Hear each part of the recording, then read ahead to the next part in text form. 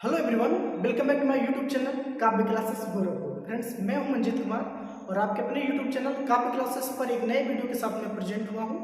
Friends, आज की video में हम बात करने वाले हैं नेहरू रिपोर्ट की प्रमुख अनुशंसाएं या सुझाव के बारे में। तो फ्रेंड्स, कहीं मत जाइएगा, वीडियो के अंत तक बने रहिएगा। वीडियो अच्छा लगे तो चैनल को सब्सक्राइब जरूर करिएगा।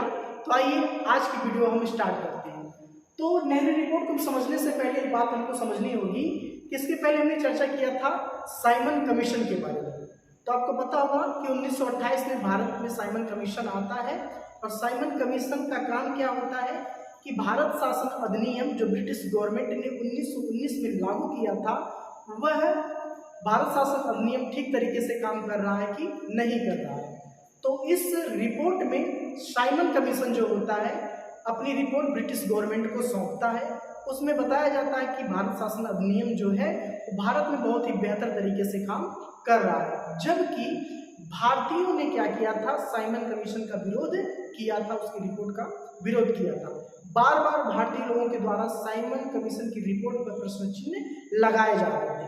प्रश्न चिन्ह लगाए जाने के नाते भारत ब्रिटिश गवर्नमेंट के एक कैबिनेट मंत्री थे जिनका नाम लॉर्ड बर्किनहेड था।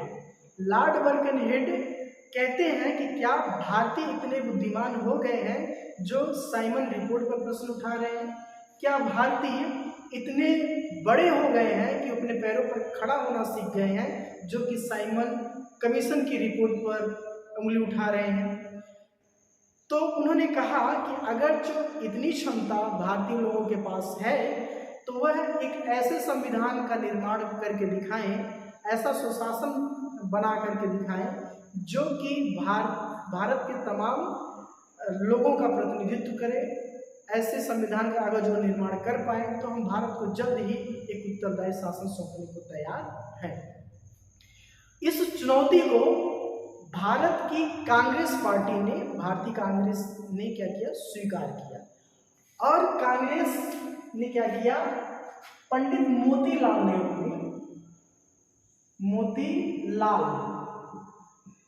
नेहरू ने क्या किया, एक सर्वदलीय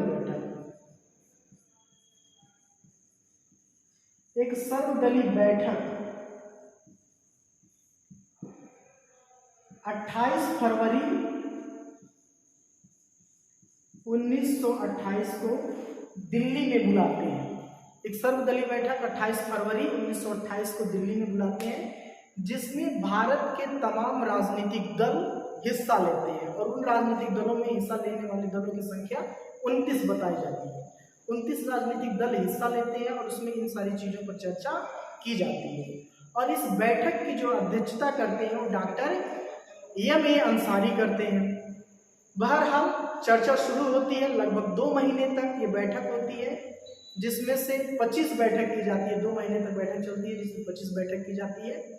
बाद में फिर 19 मई 1928 को पुनः फिर एक बार दिल्ली में बैठक की जाती है। इस बैठक की अध्यक्षता पंडित मोतीलाल नेहरू करते हैं और संविधान सभा का प्रारूप तैयार किया जाता है। इसमें 2 मुस्लिम सदस्य भी होते हैं और एक सिख सदस्य भी होते हैं। तमाम राजनीतिक दलों के प्रतिनिधियों के द्वारा सारी चीज़ों पर चर्चाएं होती हैं और इस चीज़ को स्वीकार किया जाता है कि नेहरू रिपोर्ट में ये अनुशंसाएं दी गई। अब इसमें क्या अनुशंसा पहली थी, तो यहाँ लिख रखे हैं औपनिवेशिक स्वराज, यानी कि भारत जो होगा, इस रिपोर्ट में मांग की गई थी कि भारत अपने देश में, अपने राज्यों में पूरी तरह से स्वतंत्र होगा। वो अपने देश के अंदर के सारे फैसले ले सकता है, लेकिन जो विदेशी फैसले होंगे, जो देश के बाहर के फैसले होंगे, जो विदेश नीति के फैसले होंगे, जो रक्षा के फैसले होंगे, उन फैसलों पर लेने का अधिकार जो होगा वो ब्रिटिश गवर्नमेंट उस पर फैसला लेगी। दूसरी बात ये कही गई थी कि प्रांतों में उत्तरदायी शासन, यानी कि जो ब्रिटिश भारत में जो राज्य थे वो उत्तरदायी शासन वहाँ पर नहीं थे, यानी कि जो सरकारें हुआ करती थी स्टेट में, वह राज्य के जनता के प्रति उत्तरदायी नहीं होती थी, वह ब्रिटिश गवर्नमेंट के प्रति उत्तरदायी होती थी। तो ये मांग की गई थी कि जो प्रांतों में शासन हो वो उत्तरदायी शासन हो, उसमें वो भारतीय जनता के प्रति उत्तरदायी हो। तीसरी बात ये कही गई थी संघीय व्यवस्था, यानी में कि भारत में जो शासन व्यवस्था हो वो संघीय शासन व्यवस्था हो, लेकिन केंद्र की गवर्नमेंट को, केंद्र की सरकार को ज्यादा शक्तियां प्रदान की जाए, ये सुझाव दिया गया था नेहरू रिपोर्ट में। बात की गई थी मूल अधिकारों की, तो नेहरू रिपोर्ट में ये कहा गया था जो भारतीयों के पास होंगे वो 19 मूल अधिकार, उस समय 19 मूल अधिकारों की बात नेहरू रिपोर्ट में की गई थी। अब अगला कहा गया था सर्वोच्च न्यायालय कि भारत में क्या हो, अब तक ब्रिटिश गवर्नमेंट के हिसाब से, ब्रिटिश न्यायालय के हिसाब से फैसले लिए जाते थे, लेकिन अब क्या हो, भारत में भारतीयों के द्वारा एक सर्वोच्च न्यायालय की व्यवस्था होगी, जो एक सर्वोच्च अपीलीय क्षेत्राधिकार भारतीयों का होगा।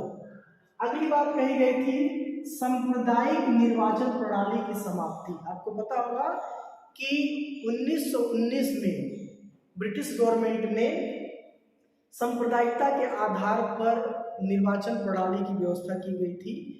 अलग से मुस्लिम वर्ग के लिए, सिख वर्ग के लिए अलग से निर्वाचन प्रणाली की व्यवस्था की गई थी, और ये व्यवस्था इसलिए की गई थी ताकि हिंदू, मुस्लिम और सिख जितने भी धर्म के लोग भारत में निवास करते हैं उन सभी लोगों को इस व्यवस्था के हिसाब से इकट्ठा नहीं होने को मिलेगा, संगठित होने को नहीं मिलेगा।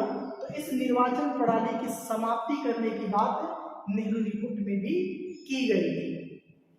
अगली बात आती है केंद्रीय विधानमंडल। केंद्रीय विधानमंडल में मित्रों यहाँ पर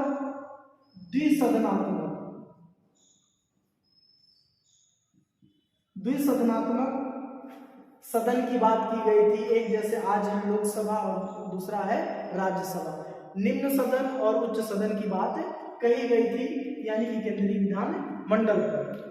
अब यहाँ कह रहा है देशी रियासतें। आपको पता होगा कि जो भारत में राजा महाराजा थे, जो राजा थे, उनके ऊपर ब्रिटिश, ये राजा आंतरिक रूप से तो स्वतंत्र थे, लेकिन ऊपर से सीधे ब्रिटिश गवर्नमेंट का इनके ऊपर हुकूमत था। तो भारत को स्वतंत्रता प्राप्त होने के बाद नेहरू रिपोर्ट में ये कहा गया था कि देशी रियासतें जो होंगी, जो राजा महाराजा होंगे, उन पर सीधे भारत सरकार का, केंद्रीय सरकार का क्या होगा, नियंत्रण होगा, जब भारत में अपना खुद का शासन मिल जाएगा। बात कही गई थी फिर अगली नवीन प्रांतों का गठन। यहाँ पर कहा गया था कि नए राज्य बनाए जाए। उस समय पाकिस्तान की तो बात थी नहीं, तो सिंध और मुंबई एक अलग राज्य बनाने की मांग की गई थी कि नवीन राज्यों का यहाँ पर गठन किया जाए। तो ये सारे सुझाव जो थे नेहरू रिपोर्ट में कहे गए थे। अब क्या होता है, हम ये जानेंगे नेहरू रिपोर्ट का महत्व। हालांकि नेहरू रिपोर्ट को स्वीकार नहीं किया गया, उसमें बहुत सारे मतभेद थे। मोहम्मद अली जिन्ना, मौलवी जिनका नाम था मोहम्मद अली, इन सभी लोगों ने क्या किया, इस रिपोर्ट का विरोध किया। हालांकि ये नेहरू रिपोर्ट सफल नहीं हुई, लेकिन प्रयास तो किया।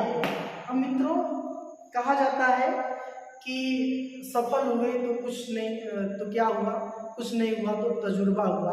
तो भले ही ये रिपोर्ट सफल नहीं हुआ, तमाम मतभेदों के कारण इसको अस्वीकार कर दिया गया, लेकिन बहुत सारी सफलता, बहुत सारी सीख इस रिपोर्ट से हमको मिलता है। तो इसी क्रम में कुछ उस दौर के विचारक थे जो अपने विचार कह रहे हैं, जिनका नाम था सर शराफत अहमद खान। वो कहते हैं नेहरू रिपोर्ट, जो नेहरू प्रतिवेदन था, वो बहुत ही महत्वपूर्ण और रचनात्मक प्रयास था उस दौर के लिए। और इसी बात पर जी.आर. प्रधान है, जी.आर. प्रधान भी कहते हैं कि 1928 का नेहरू रिपोर्ट जो था, नेहरू प्रतिवेदन जो था, वो सांप्रदायिक भावना का उग्र तथा स्पष्ट प्रयत्न था। तो मित्रों ये रहा नेहरू रिपोर्ट के बारे में प्रमुख अनुशंसा। तो आशा करता हूँ कि वीडियो पसंद आया होगा। मित्रों वीडियो पसंद आया हो तो अपने मित्रों तक शेयर जरूर करें।